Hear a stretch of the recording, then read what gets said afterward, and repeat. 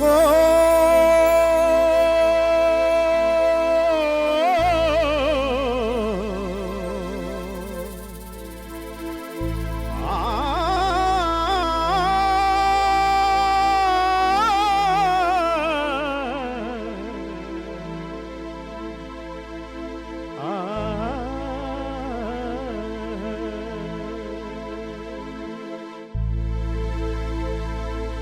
ಅಂದ ಸಿರಿ ಗಂಧದೊನವೇ ಪರಿಮಳದ ಚಂದವರಿ ಗುಣದವನವೇ ಪರಿಮಳದ ಚಂದವರಿ ಗುಣದವನವೇ ಅಂದ ಸಿರಿ ಗಂಧದೊನವೇ ಪರಿಮಳದ ಚಂದವರಿ ಗುಣದವನವೇ ಪರಿಮಳದ ಚಂದವರಿ ಗುಣದವನವೇ ಚಂದವರಿ ಗುಣದಂತ ಧೀರಾಲರ್ಜುನರಾಯ ಚಂದವರಿ ಗುಣದಂತ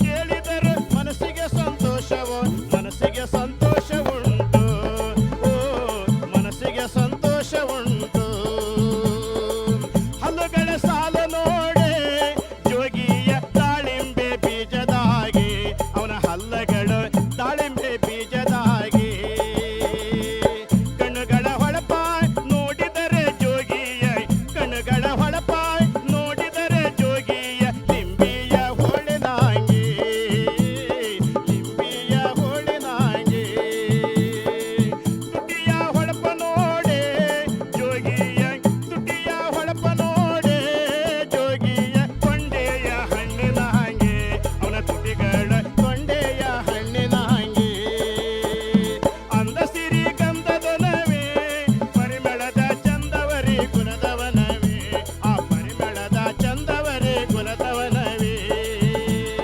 ಚಂದವರಿ ಗುಣದಂತ ಧೀರಾಲರ್ಜುನರಾಯ ಚಂದವರಿ ಗುಣದಂತ ಧೀರಾಲರ್ಜುನರಾಯ ಇನ್ನೊಂದು ರಾಗನಲಿಯು ಇನ್ನೊಂದು ರಾಗನಲಿಯು ಇನ್ನೊಂದು ರಾಗನಲಿಯು ಇನ್ನೊಂದು ರಾಗನಲಿಯು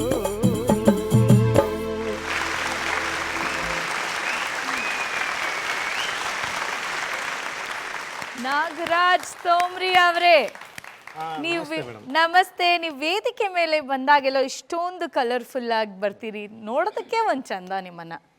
ಅರ್ಚನಾ ಮ್ಯಾಮ್, ತೋಮ್ರಿ ಅವರೇ ನಮಸ್ತೆ ಮೇಡಮ್. ನಮಸ್ತೆ. ಮುಂದೊಂದು ದಿನ ನೀವು ಅದನ್ನು ನುಡಿಸ್ಕೊಂಡು ಯಾವುದಾದ್ರೂ ಒಂದು ಹಾಡನ್ನು ಕೇಳೋದಕ್ಕೆ ನಾನು ತುಂಬ ಆಸೆ ಪಡ್ತೀನಿ. ಅವಕಾಶ ಬಂದಾಗ ಇನ್ಸ್ಟ್ರೂಮೆಂಟನ್ನು ನುಡಿಸ್ಕೊಳ್ತಾ ಹಾಡೋ ಪ್ರಯತ್ನ ಮಾಡಿ. ಅದೊಂದು ಬೇರೆಯ ಫ್ಲೇವರನ್ನು ಕೊಡುತ್ತೆ ಬಹುಶಃ ನಮ್ಮ ಕಾರ್ಯಕ್ರಮಕ್ಕೆ. ಆಯ್ತು, ನುಡಿಸ್ಕೊಂಡು ಆಡ್ತೀವಿ. ಹಾಂ, ಇವತ್ತಿನ ಹಾಡು ತುಂಬ ಚೆನ್ನಾಗಿ ಹಾಡಿದ್ರಿ. Thanks madam. ಆಲಾಪ್ ಮಾಡುವಾಗ ಮಾತ್ರ ಸ್ವಲ್ಪ ಎಲ್ಲೋ ನಿಮಗೆ ಒಂದೆರಡು ಜಾಗದಲ್ಲಿ ಕಷ್ಟ ಆಯಿತು ಅಂತ ಅನ್ನಿಸ್ತು.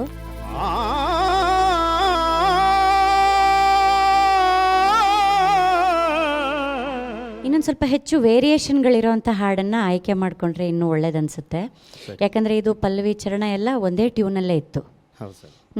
ಇನ್ನು ನಿಮ್ಮ ಕಂಠದಲ್ಲಿ ಆ್ಯಕ್ಚುಲಿ ನಿಮ್ಮ ರೇಂಜ್ ತೊಂದರೆ ಇಲ್ಲ, ಸಂಗತಿಗಳು ನುಡಿತಾವೆ, ಏನೂ ಪ್ರಾಬ್ಲಮ್ ಇಲ್ಲ. ಹಾಗಾಗಿ ನೀವು ಇನ್ನೂ ಕಷ್ಟದ ಹಾಡುಗಳನ್ನ ಆರಿಸ್ಕೋಬೋದು ಮುಂಬರುವ ದಿನಗಳಲ್ಲಿ. ಆಯಿತಾ? ದೇವ್ರು ಒಳ್ಳೇದು ಮಾಡ್ತಾರೆ. Thank you ma'am. ಮುನಿರಾಜ್ ಇದೊಂದು ಮೂಲ ಜನಪದ ಗೀತೆ, ಅರ್ಜುನ ಜೋಗಿ ಕತೆ. ಅರ್ಜುನ ಎಂಥ ವೀರ ಅಂತಂದರೆ ಯಾವತ್ತೂ ಬೆನ್ನು ತೋರಿಸ್ತವನಲ್ಲ ಅವನು, ಯಾರಿಗೂ ಬೆನ್ನು ತೋರಿಸ್ತವನಲ್ಲ. ಪಾರ್ವತಿ ಕೇಳ್ತಾಳೆ ಅವ್ನು ಬೆನ್ನು ನೋಡಬೇಕಲ್ಲ ಅಂತ. ಶಿವ ಏನು ಮಾಡ್ತಾನೆ, ಅದಕ್ಕೋಸ್ಕರ ಆಯಿತು ಬಿಡು ಅಂತ ಹೇಳಿ ಮಲ್ಲಯುದ್ಧ ಆಯೋಜನೆ ಮಾಡಿ ಮಲ್ಲಯುದ್ಧದಲ್ಲಿ ಬೇಕಂತ ಸೋತು ಶಿವ ನೆಲದಲ್ಲಿ ಮಲಗಿ ಅರ್ಜುನನ ಮೇಲಾಕ್ಕೊಂಡು ಪಾರ್ವತಿಗೆ ನೋಡಮ್ಮ ಬೆನ್ನು ಅಂತ ತೋರಿಸ್ತಾಳೆ. ಅಂಥ ವೀರ ಈ ಹೆಂಡತಿ ಹತ್ರ ಪಗಡೆ ಆಡ್ಬೇಕಾದ್ರೆ ಸೋತ್ಬಿಟ್ಟು ದ್ರೌಪದಿ ಹತ್ರ ಪಂದ್ಯ ಕಟ್ಕೊಂಡಿರ್ತಾರೆ. ಯಾರ ಜೊತೆ ಸೋತರೂ ಸಹಿಸ್ಕೊಳ್ತಾನೆ, ಹೆಂಡತಿ ಹತ್ರ ಸೋತ್ರೆ ಸಹಿಸ್ಕೊಳ್ಳಲ್ಲ ಗಂಡ. ಸೋತು ಬಿಡ್ತಾನೆ. ಪಂದ್ಯ ಏನಂದರೆ ನೀನು ಜೋಗಿಯಾಗಿ ಹೋಗಬೇಕು ಅಂತ. ಆಗ ಅವನು ಪಂದ್ಯ ಸೋತಿದ್ದಕ್ಕೆ ಜೋಗಿಯಾಗಿ ಊರೂರಿಗೆ ಹೋಗಬೇಕು. ಆ ಊರೂರು ಕೇರಿ ಮೇಲೆ ಹೋಗ್ಬೇಕಾದ್ರೆ ಅಲ್ಲಿ ಹೆಣ್ಮಕ್ಳೆಲ್ಲ ನೋಡಿ ಇಂಥ ಸುಂದರ ಅವನಲ್ಲಪ್ಪ ಇವನು, ಹೆಂಗಿದಾನಲ್ಲ ಇವನು, ಯಾರು ಸನ್ಯಾಸಿ ಮಾಡಿದವರು ಇವರು ಅಂತ ಅಲ್ವಾ? ಸನ್ಯಾಸಿ ಯಾರು ಮಾಡಿದವರು? ಇವನು ತಾಯವ ಇವನು ಹೆಂಗೆ ಬಿಟ್ಟು ಸುಮ್ಮನೆ ಇದ್ದಾಳೆ, ಮದುವೆಗಿದ್ವೆ ಮಾಡಲಾರ್ದ ಅಂತ. ಆ ಸನ್ನಿವೇಶದಲ್ಲಿ ಈ ತಂಬೂರಿ ಇಟ್ಕೊಂಡು ಹಾಡ್ತಾ ಇರುವಂಥ ಅರ್ಜುನ ಜೋಗಿ ಪದ ಭಾಳ ಅರ್ಥಪೂರ್ಣವಾದಂಥ ಸಾಹಿತ್ಯ. ಆ ಹೋಲಿಕೆಗಳಿದೆಯಲ್ಲ, ಕಣ್ಣುಗಳ ಹುಬ್ಬು ನೋಡಿರೇ ಜೋಗೈನ ನಿಂಬಿಯ ಹೋಳಿನಂಗೆ, ಆ ನಿಂಬೆ ಹೋಳಿರುತ್ತಲ್ಲ ಆ ರೀತಿ ಇದೆ ಅಂತ. ಕಣ್ಣುಗಳ ಹೊಳಪ ನೋಡಿದರೆ ಜೋಗಿಯ ನಿಂಬಿಯ ಹೋಳಿನಾಂಗಿ. ವರ್ಣನೆ ಇದೆಯಲ್ಲ, ವರ್ಣನೆ ನೋಡಿ. ಆಮೇಲೆ ಸಿನಿಮಾದಲ್ಲೆಲ್ಲ ಹಂಸಲೇಖ ಸರ್ ಎಲ್ಲ ಬಳಸ್ಕೊಂಡಿದ್ದಾರೆ ನೋಡಿ.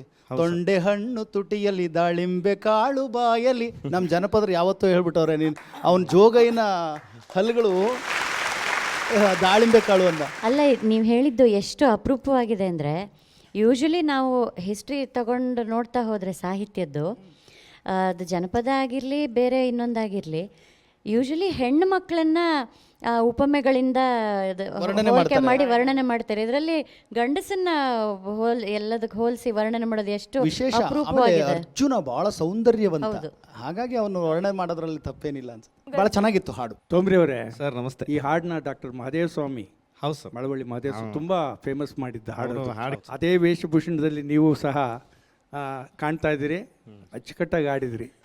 ತುಂಬ ಧನ್ಯವಾದಗಳು. Thank you so much. ಇನ್ನಷ್ಟು ಕಲರ್ಫುಲ್ ಹಾಡಿನೊಂದಿಗೆ ನಿಮ್ಮನ್ನು ವೇದಿಕೆ ಮೇಲೆ ನೋಡೋದಕ್ಕೆ ಇಷ್ಟಪಡ್ತೀವಿ. Thank you.